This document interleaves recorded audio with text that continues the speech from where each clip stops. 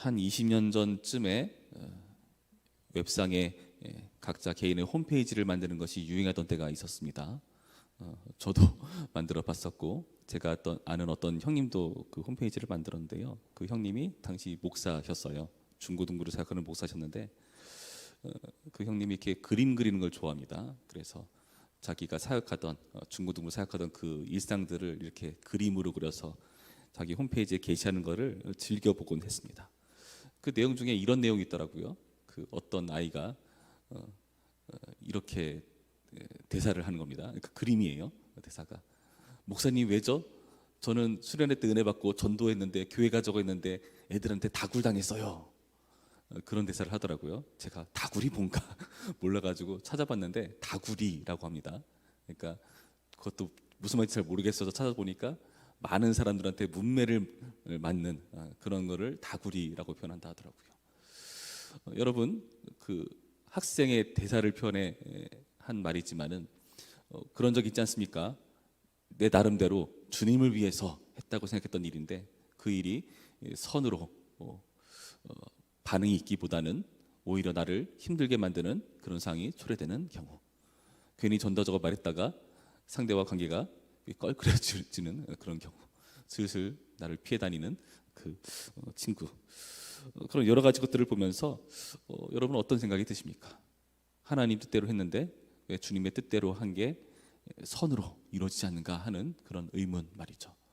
오늘 본문을 보시면 예수님께서도 그런 경우를 당하셨습니다. 우리가 고난주간에 살펴보았듯이 예수님께서 마리아의 가정에 가서 거기서 놀라운 이적을 베푸십니다. 오라비인 나사로를 살립니다. 병든 걸 살린 차원이 아니라 죽은 걸 살리는 차원의 아주 놀라운 일을 행하시죠. 많은 사람들이 믿습니다. 그럴 만도 하죠. 왜 그런가 하면은 그 죽은 사람을 살렸다는 것은 예수님께서 그동안 줄곧 외쳐오셨던 내가 하늘에서 내려온 자다, 내가 바로 하나님의 아들이다 하는 그 선언을 확언할 수 있는 그런 놀라운 표적이기 때문에 그렇습니다. 많은 사람이 예수를 믿고 그분을 하늘에서 내려온 분으로 보시고 하나님의 아들로 인정하는 그런 신앙 고백이 있어야 당연한 건데, 그런데 오늘 본문을 보니까 꼭 모든 사람이 그렇지 않았다는 것을 확인해 보죠. 46절 말씀 보시면 이런 표현이 있습니다. 그 중에 어떤 자는 바리새인들에게 가서 예수께서 하신 일을 알리니라. 바리새인들에게 가서 예수께서 하신 일을 알리니라. 이거 전도한 걸 수도 있고 예수님께서 이런 놀라운 분이시다라고 선언한 걸 수도 있잖아요. 그런데 이게 그런 긍정적인 의미는 아닐 겁니다. 왜냐하면 그 전에 나타난 표현 45절에 보시면 마리아에게 와서 예수께서 하신 일을 본 많은 유대인이 그를 믿었으나 하면서 하는 말이거든요. 믿은 자와 대비해서 하는 말이거든요. 그러니까 이것은 부정적인 의미입니다. 예수에 가서 알렸다는 것은 믿지 않았다는 행동이죠. 고발했다는 차원의 의미로 우리는 받아들여야 하는 것이죠. 예수님께서 곤란해지는 지경에 이르게 되십니다. 이런 고발 때문에 공회가 소집되기 때문입니다. 공회에서는 어떤 일이 생기는가 보시면은 8절 말씀 보시면 그 대제사장들과 바리새인들이 이런 말을 지금 나누고 있는 거예요. 만일 그를 이대로 두면 모든 사람이 그를 믿을 것이요, 그리고 로마인들이 와서 우리 땅과 민족을 빼앗아가리라.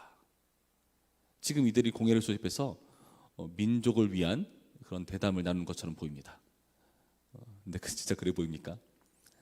자신의 민족을 사랑해서 하는 그런 행동처럼 보이십니까? 그 뒷부분에 말을 보면은 그게 아니라는 것을 알 수 있습니다. 49절부터 볼까요? 그 중에 한 사람 그의 대제사장인 가야바가 그들에게 말하되 너희가 아무것도 알지 못하는도다.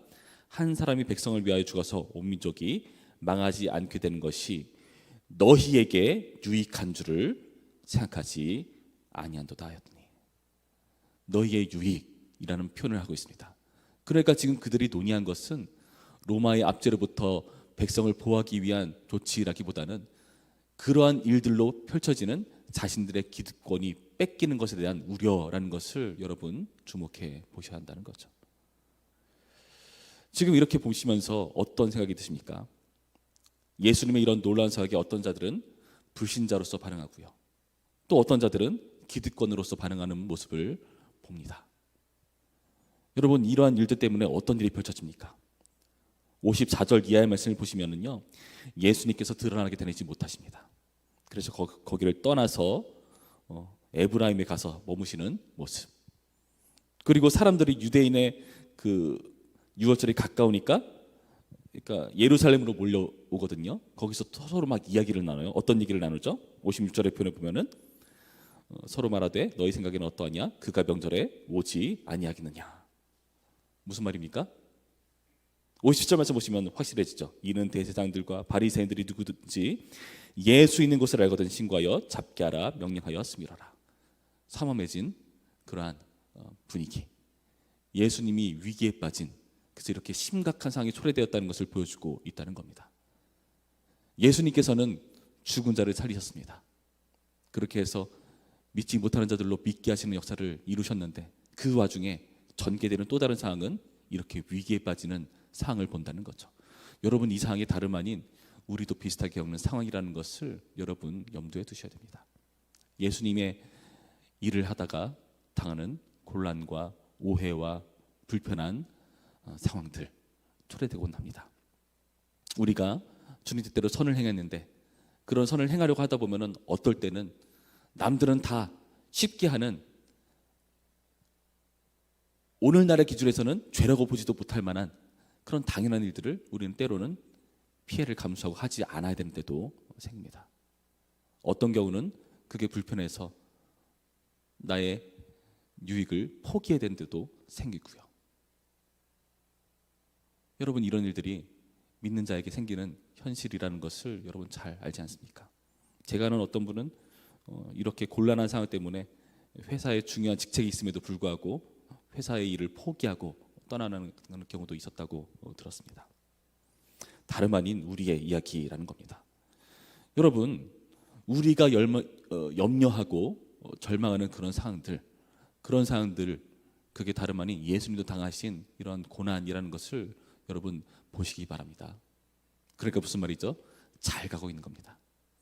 그리고 또 다른 의미로 단순히 우리가 염려하는 그 차원을 훨씬 더 벗어나서 그게요, 하나님 뜻대로 이루어지는 것이라는 걸 여러분 믿으시기 바랍니다. 오늘 본문을 보시면은 이러한 상황들이 전개되는 와중에 이 요한복음을 기록한 기자는, 요한은요, 지금 이 상황을 우리에게 성경의 관점으로, 하나님 차원의 관점으로 해석을 해주거든요.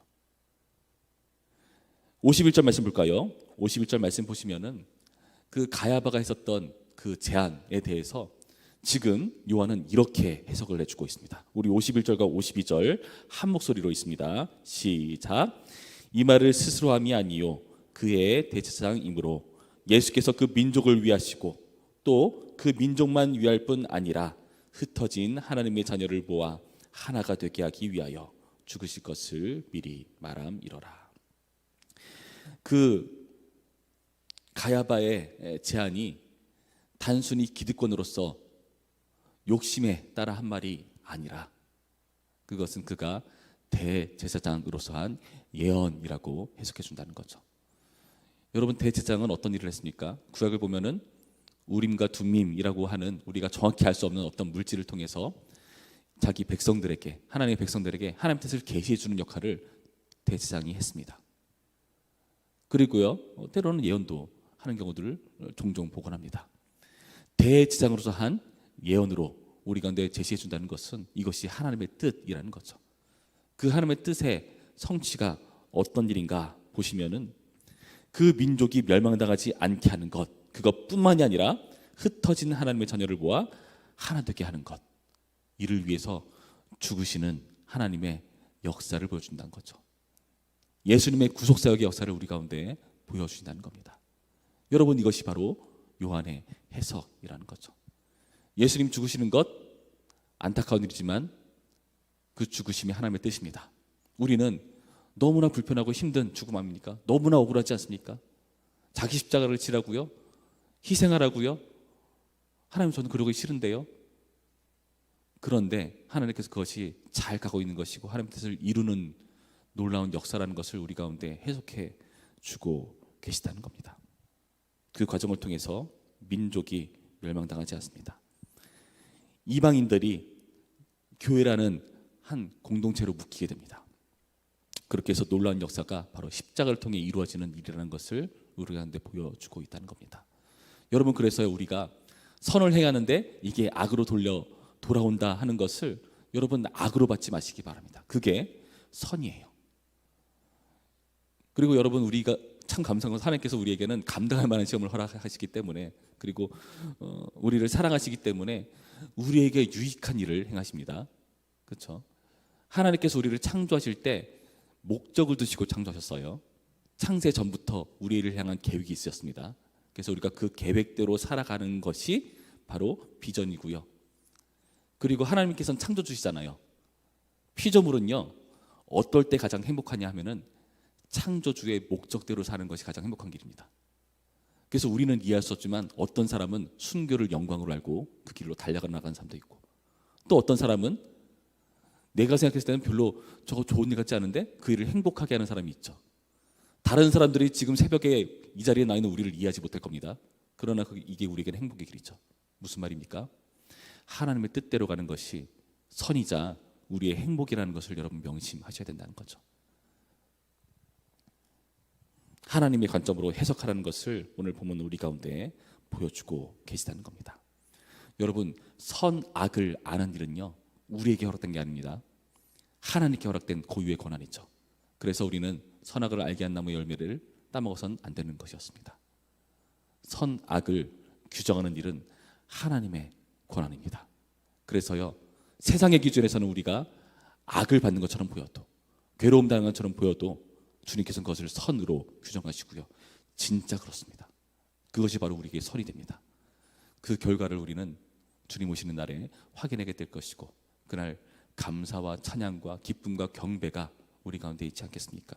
우리는 그것을 믿기 때문에 오늘 우리가 감당해야 될 자기 십자가, 주님 가신 그 길을 묵묵하게 걸어가는 것 아니겠습니까?